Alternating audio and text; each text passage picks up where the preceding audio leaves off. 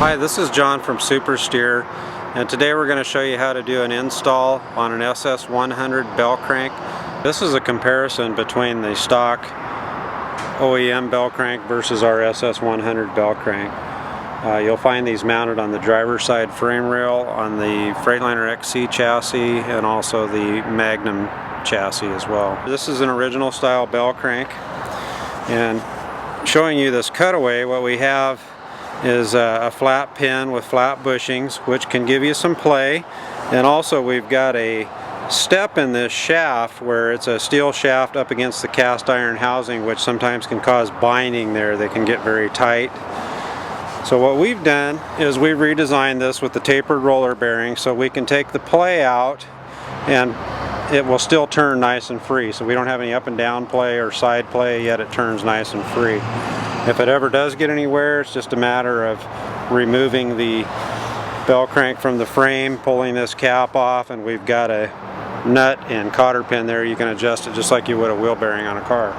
This is going to try to turn, so you're going to watch for side to side movement in this part. I can actually just grab this one and pull up and down on it. You can see the side movement. And a lot of times, because these parts are very tight, it'll actually break loose on the taper. The shaft will be sitting still and the arm will just be pivoting, and that can actually put some wear on that arm. So what we would do typically also is we'll go ahead and pull this loose, and we'll let the customer, when they come in the shop, once we get this arm off, let them try to turn this shaft. And a lot of times they're so tight you can't even hardly turn them by hand. But I'm going to remove this 1.5" nut. I'm going to leave it flush with the end of the shaft. Now we've made a puller especially for these, for the shops and mechanics out there, that fits this arm. It's part number SS100P. If you don't have a puller, you can carefully tap on the side of this arm and it'll break that taper loose. Let's go ahead and use the puller on it since we have the puller.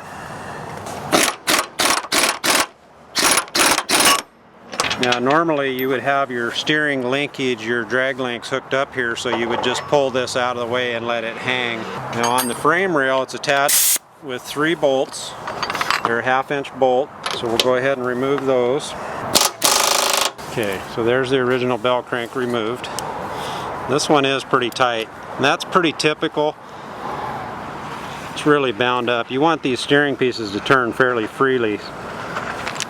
So here's our new SS100 Bellcrank with your mounting bolts, washers, and nuts. There should be a washer inside and outside on each bolt. And with our instructions, we've got the torque specifications. Make sure our surface is clean.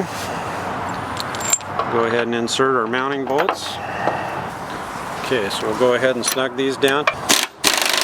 Okay, now we're going to go ahead and check the torque on these mounting bolts. They should be about 95 foot-pounds. So now we're ready to put our arm back on.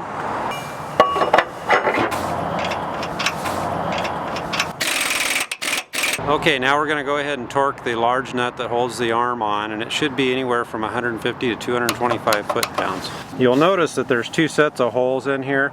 On different chassis you'll have different thickness arms, so this outer hole will work on some. This one we're going to use this inner hole. We want to keep it in nice and tight where the nut can't turn. You never want to back the nut off to align the cotter pin. You always want to go to the next forward hole. So now it'll turn nice and free. You won't have any play in it. It's nice and solid. And that completes the installation on the SS100 Bellcrank. Thank you for your time. It's John at SuperSteer.